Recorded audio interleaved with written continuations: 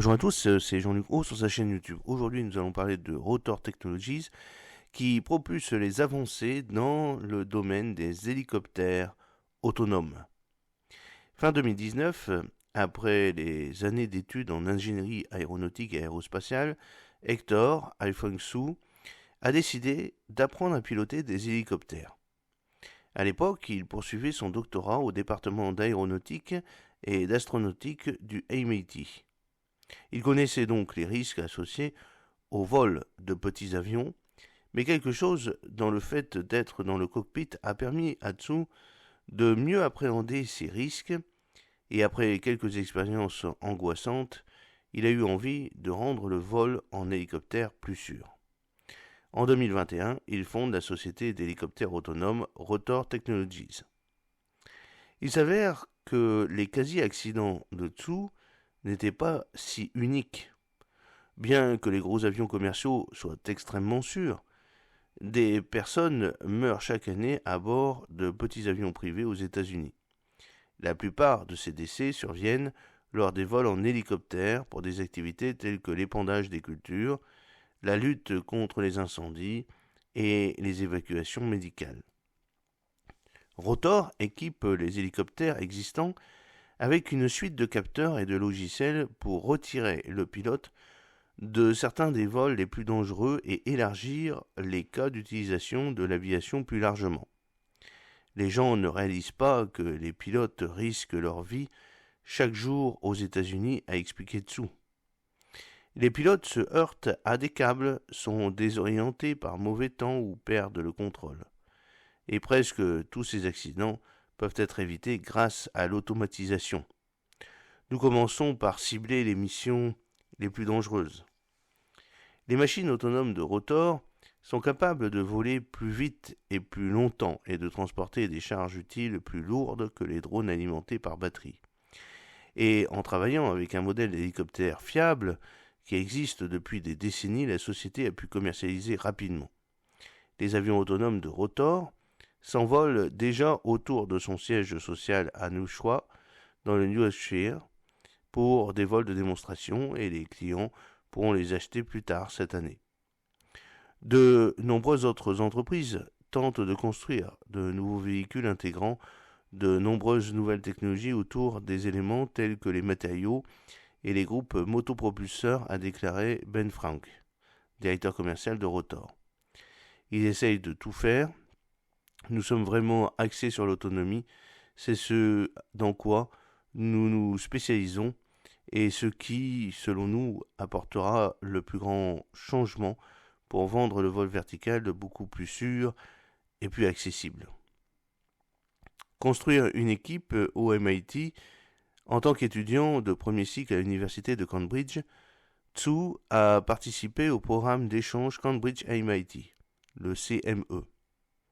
Son année au MIT s'est apparemment bien déroulée. Après avoir obtenu son diplôme de Cambridge, il a passé les 8 années suivantes à l'Institut. D'abord comme doctorant, puis post-doctorant, et enfin comme chercheur affilié au département d'aéronautique et d'astronautique du MIT, le Aero Astro, un poste qu'il occupe encore aujourd'hui. Au cours du programme CME et de son post-doctorat, Tsu a été conseillé par le professeur Stephen Barrett, aujourd'hui à la tête d'Aero Astro. Tsu a déclaré que Barrett avait joué un rôle important en le guidant tout au long de sa carrière. La technologie de Rotor n'est pas issue des laboratoires du MIT, mais le MIT a vraiment façonné ma vision de la technologie et de l'avenir de l'aviation, a déclaré Tsu. La première embauche de Tsu était UASM14, PhD 20, directeur de la technologie de Rotor, avec qui Tsu a travaillé pendant son doctorat. Cette décision était un signe des choses à venir. Le nombre d'affiliés du MIT au sein de l'entreprise de 50 personnes est désormais à 2 chiffres. Au début, l'équipe technique de base était composée d'un groupe de docteurs du MIT et il compte parmi les meilleurs ingénieurs avec lesquels j'ai jamais travaillé, déclare Tsu. Ils sont vraiment très intelligents et pendant leurs études supérieures, ils ont construit des choses vraiment fantastiques au MIT. C'est probablement le facteur le plus critique de notre succès. Pour aider Rotor à décoller, Zhu a travaillé avec le MIT Venture Mentoring Service, le VMS, le programme de liaison industrielle ILP du MIT, et le programme New England Innovation Corps, E-Corps, de la National Science Foundation sur le campus. L'une des premières décisions clés a été de travailler avec un avion bien connu de la Robinson Helicopter Company plutôt que de construire un avion à partir de zéro. Robinson exige déjà que ces hélicoptères soient révisés après 2000 heures de vol et c'est à ce moment-là que Rotor intervient.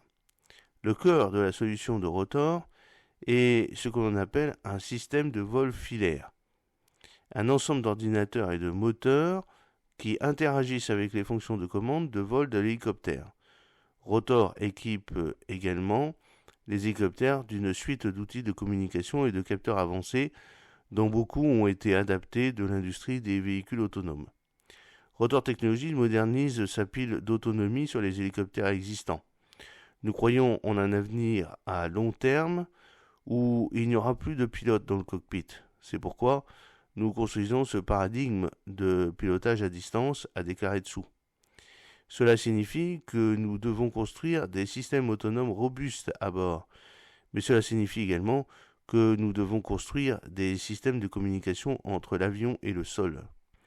Rotor est en mesure de tirer parti de la chaîne d'approvisionnement existante de Robinson et les clients potentiels sont à l'aise avec un avion avec lequel ils ont déjà travaillé, même si personne n'est assis dans le siège du pilote.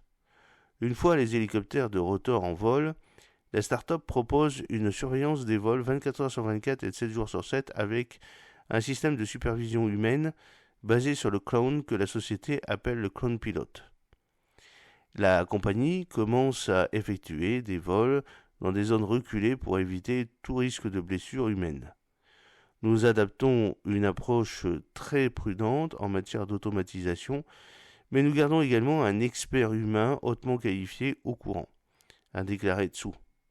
Nous bénéficions du meilleur des systèmes autonomes qui sont très fiables et du meilleur des humains qui sont vraiment doués pour prendre des décisions et faire face à des scénarios inattendus. Les hélicoptères autonomes décollent, utiliser des petits avions pour combattre les incendies et livrer des marchandises vers des sites offshore est non seulement dangereux, mais également inefficace. Il existe des restrictions sur la durée de vol des pilotes et ils ne peuvent pas voler par mauvais temps et de nuit. Aujourd'hui, la plupart des options autonomes sont limitées à de petites batteries et de capacités de charge utile limitées. L'avion de Rotor, nommé le R550X, peut transporter des charges allant jusqu'à 1212 livres, parcourir plus de 120 miles à l'heure et être équipé de réservoirs de carburant auxiliaires pour rester en l'air pendant des heures à la fois. Certains clients potentiels souhaitent utiliser l'avion pour prolonger les temps de vol et accroître la sécurité, mais d'autres souhaitent utiliser les machines pour des types d'applications entièrement nouveaux.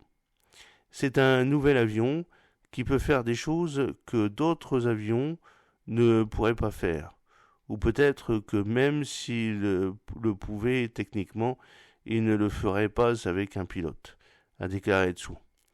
On pourrait également penser à de nouvelles missions scientifiques rendues possibles pour cela. J'espère laisser à l'imagination des gens le soin de comprendre ce qu'ils peuvent faire avec ce nouvel outil. Rotor prévoit de vendre une petite poignée d'avions cette année et augmenter sa production pour produire 50 à 100 avions par an à partir de là. Pendant ce temps, à bien plus long terme, Zhu espère que Rotor jouera un rôle pour le ramener dans les hélicoptères et éventuellement pour transporter des humains. Aujourd'hui, notre impact a beaucoup à voir avec la sécurité et nous résolvons certains des défis qui ont déconcerté les opérateurs d'hélicoptères pendant des décennies, a déclaré Zhu. Mais je pense que notre plus grand impact futur sera de changer notre vie quotidienne. Je suis ravi de voler à bord d'avions à décollage et atterrissage verticaux plus sûrs, plus autonomes et plus abordables. Et j'espère que Rotor jouera un rôle important dans cette démarche. J'espère que cette petite vidéo vous a plu. N'oubliez pas de cliquer sur le pouce pour la promouvoir, de vous abonner si ce n'est pas encore fait et de partager cette vidéo sur vos réseaux sociaux. A très bientôt, fidèlement, Jean-Luc O.